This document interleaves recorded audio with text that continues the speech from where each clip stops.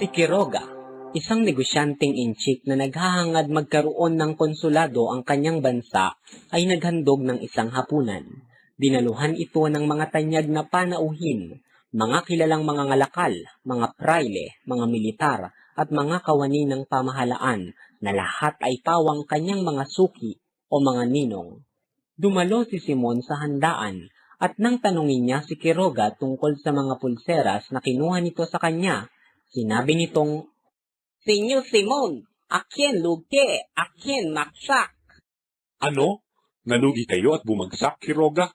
Ganoon pala'y ano't kay raming botelya ng tsampan at mga panauhin. Dinala ni Quiroga si Simon sa isang silid at dito ipinaliwanag ng Chinoy ang sanhi ng kanyang kalungkutan. Aniya, naibigay niya sa isang maganda at kabigha-bighaning babaeng kaibigan ng isang makapangyarihang lalaki ang 3 pulseras. Matapos ay inilahad pa ng Chino ang mga pautang nito na hindi binabayaran. Putres, nangangailangan pa naman ako ng salapi at inaakalang mababayaran ninyo ako. Ngunit ang lahat ay maayos. Ayoko namang bumagsak kayo sa maliit na halagang iyan. Siya, gagawin kong 7 ang utang ninyong 9,000 piso. Kailangan ko lamang na ipasok ninyo ang ilang kahon ng baril na dumating ngayong gabi. Ibig kong itago sa inyong tindahan. Hindi magkasyang lahat sa aking bahay. Nagulumihanan si Quiroga sa narinig. Huwag kayong matakot, hindi kayo mananagot. Ang mga armas na ito itatago sa iba-ibang bahay ng unti-unti at pagkatapos ay gagawa ng pagsisiyasat at marami ang ibibilanggo. Marami tayong kikitain sa paglalakad na makawala ang mga napipiit. Alam na ninyo. Ngunit bantulot si Quiroga dahil takot siya sa armas. Kung hindi ninyo magagaway sa iba ko lalapit. Ngunit, kakailanganin ko ang 9,000 piso upang ipandulas ng kamay at ipagpikit ng mga mata. Napapayag din ni Simon si Quiroga. Samantala, sa sala, ang pangkat ni Don Custodio ay nag-uusap-usap tungkol sa komisyong ipadadala sa India para pag-aralan ang paggawa ng sapatos ng mga sundalo. Sa umpukan na kinabibilangan ng mga praile, pinag-uusapan naman ang tungkol sa ulong nagsasalita sa perya sa Quiapo na pinamamahalaan ng Amerikanong si Mr. Lee.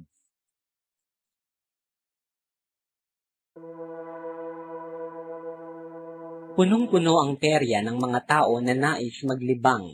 Buwan ito ng Enero at malamig ang simoy ng hangin. Ang mga musika at ilaw ng mga parol ay nagpapasigla sa bawat isa. May mahahabang hanay ng mga tindahan. Sa gitna ng lahat ng ito, ang mga kawani, kawal, praile at estudyante ay salu-salubong. Halos magtulakan at nagkakatapakan, palibhasay nagkakatawanan. Maririnig ang tabi ng mga kutsero. Magkakasama sina Padre Camora, Padre Salvi at Benzaid. Habang nasa kalye, tila nakaakyat sa langit si Padre Camora sa pagmamasid sa magagandang dalaga. Nagkukunwari siyang natitisod upang masagi ang mga dalaga. Kinikindatan at pinamumungayan niya ito ng mata. Nang mapadaan si Paulita na kasama sina Isagani at Doña Victorina, na ibulalas ni Padre Camora. Ang ganda! Anong ganda! Ang nobyo pala niya ay ang kagalit kong estudyante. Salamat siya at hindi naging taga roon sa bayan ko. Nakarating ang magkakasama sa tindahan ng mga nililok na tau-tauhang kahoy na yari sa Pilipinas. Marami sa mga ito ay kahawig ng mga praile. Narito si Padre Camora. At sino naman ang kamukha ng larawang ito, Benzay? Ano, hindi ba ulo lang nakaisip niyan? Napansin din nila ang isa pang nililok na kahawig naman ni Simon. Tuloy, naging paksa ng kanilang usapan ang mag-aalahas. Nasaan si Simon? Dapat bilhin niya ni Simon. Putres, napakakuripot ng Amerikanong yan. Natatakot na pagbayarin natin siya sa pagpasok sa tanghalan ni Mr. Leeds. Hindi. Nangangambang baka magipit siya. Naungulaan na matutuklasan ang lihim ng kanyang kababayang si Mr. Leeds. Kaya't nagmaang-maangan na.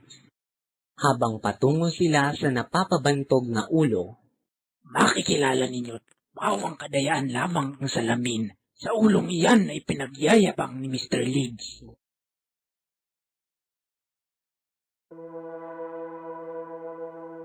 Oras ng pagtatanghal sa napapabantog na ulo. Malugod na sumalubong si Mr. Leeds sa mga panauhin.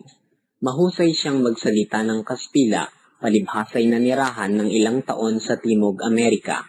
Ang bulwagan ay balot ng kurtinang itim at naiilawan ng mga sinaunang lamparang de alkohol. Sa pakiramdam ng mga manonood, para silang napasok sa isang bahay na may patay dahil sa amoy ng kamangyang at kandila.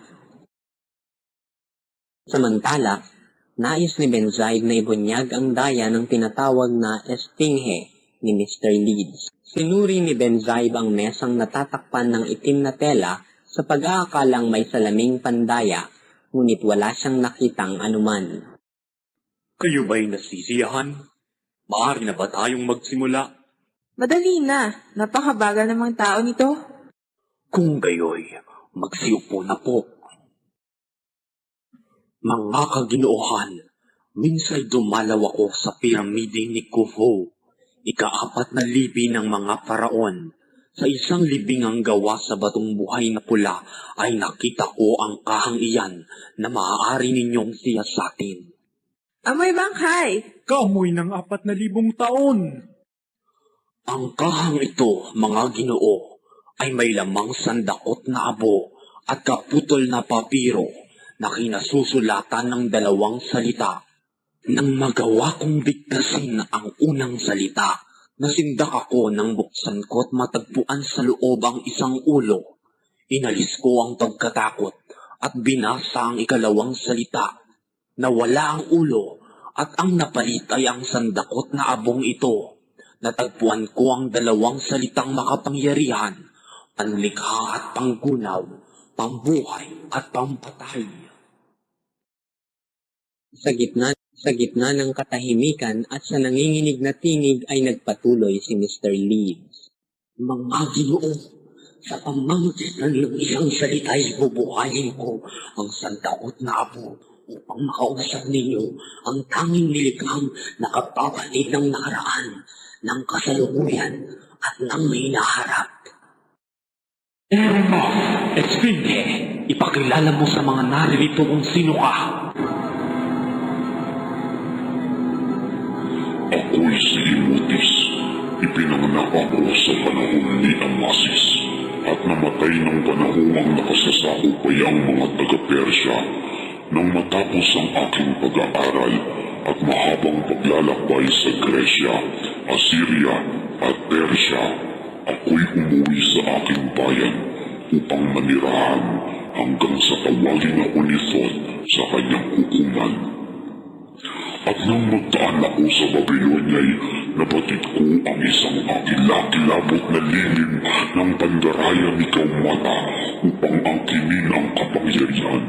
Sa takot niyang isumbong ko siya kay Cambyses ay pinalat ang aking ikasasawi sa pamamagitan ng mga saserdoteng taga-Ehipto.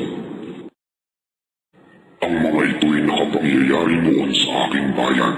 Dahil pag-aari ng mga pari ang 2/3 ng mga lupain, dahil sila rin ang may hawak ng karunungan, inilulubog nila ang bayan sa kamangmangan at sa pagsail, itinugumon sa ugaling hamak at inihahanda sa isang kalagayang hindi mag-iisip tumutol sa mga mananakop. Ako'y namibig sa isang dalaga, anak ng saserdote.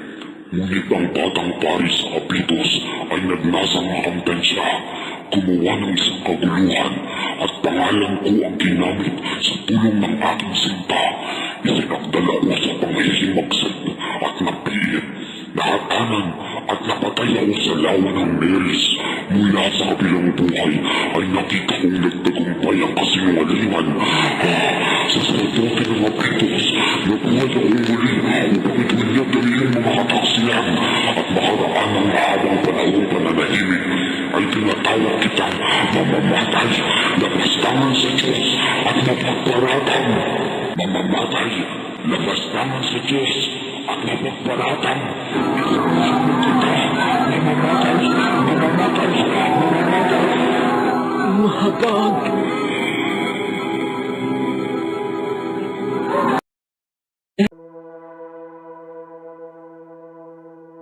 Nang makauwi si Placido sa tinutuluyan niyang bahay kasera, nadatnan niya ang inang si Kabesang Andang na naghihintay sa kanya.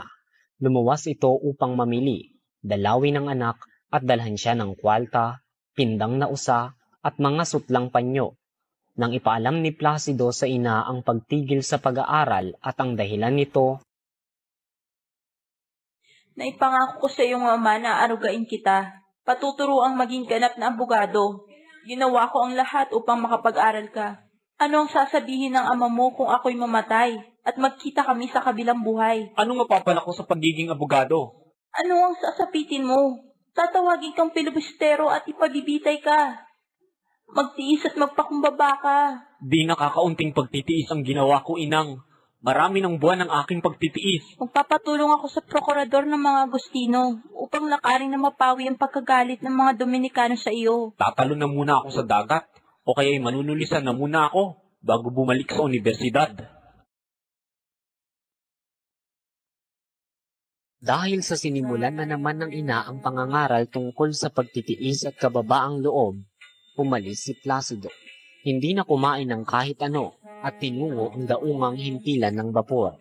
At pagkakita sa isang bapor na aalis patungong Hong Kong, nakaisip na magtanan, pagpayaman doon upang labanan ang mga prayo. Ibig kong maging malaya, ng malaya.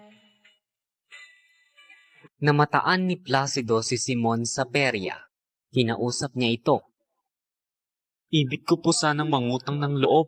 Mayroon po lamang akong sasabihin. Nais kong magtungo sa Hong Kong. At bakit? Nang hindi sumagot si Placido, minarapat ni Simon na isama sa Calieris ang binata.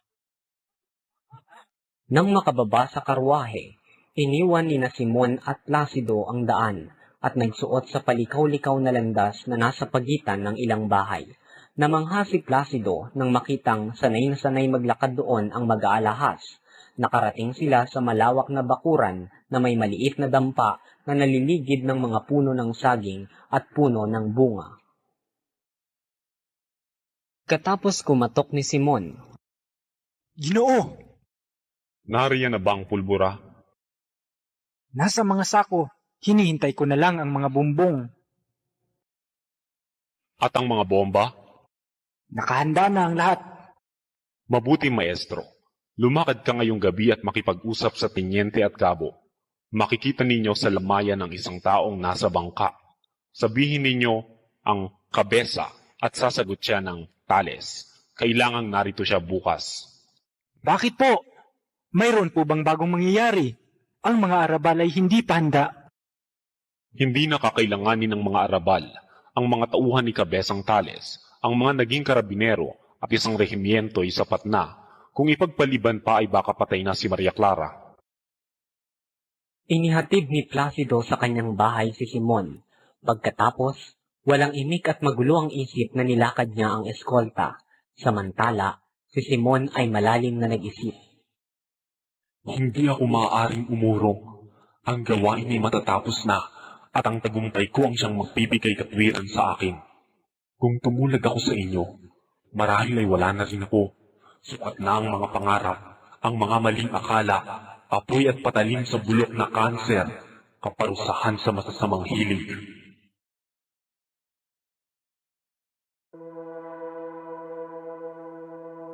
Si Don Custodio de Salazar y Sanchez de Monterredondo ay nabibilang sa mataas na lipunan sa Maynila. Sinasabing siya ay walang kapaguran, bantog, maingat, masipag, palaisip, matalino, mapanuri, mayaman, at iba pa. Batang-bata pa siya nang lumating sa Maynila. Nakapag-asawa siya ng isang magandang mestisang nabibilang sa isang angkang mayaman sa syudad. Sa pamamagitan ng salapi ng kanyang asaway, nagsikap siyang mga lakal at tumanggap ng anumang paggawa ng pamahalaan at ng ayuntamiento, kaya't nailuklok siya sa iba't ibang pwesto sa gobyerno. Nang pumunta siya sa Madrid, Espanya upang ipagamot ang sakit sa atay, walang pumapansin sa kanya. Nakita niya ang sarili na napakaliit at walang kabuluhan. Dooy hindi siya pinupuri, hindi siya nakakahalubilo ng mayayaman. Ang kakulangan niya sa pinag-aralan ang dahilan kaya't hindi siya pansinin at naging mababa sa paningin ng mga kasamahan. Kaya't nagpasya siyang bumalik sa Maynila. Sa mga unang buwan niya sa kanyang pagdating ay wala siyang nababanggit kundi ang Madrid, ang mabubuti niyang kaibigan, mga ministro, kinatawan, at manunulat. Maraming opinyon si Don Custodio tungkol sa mga Indio. Ako'y lumalagay na parang ama at tagapagtanggol. Ngunit kinakailangan ang bawat bagay ay malagay sa dapat kalagyan. Upang mapaamo ang mga Pilipino, kinakailangan ulitin sa kanila araw-araw na sila'y walang kakayahan. Yan ang lihim na karunungan sa pamamahala. Dahil sa ipinamamalas na husay at talino ni Don Custodio, sa kanya ipinaubaya ang pasya kung itutuloy ba o hindi ang pagpapatayo ng Akademya ng Wikang Kastila.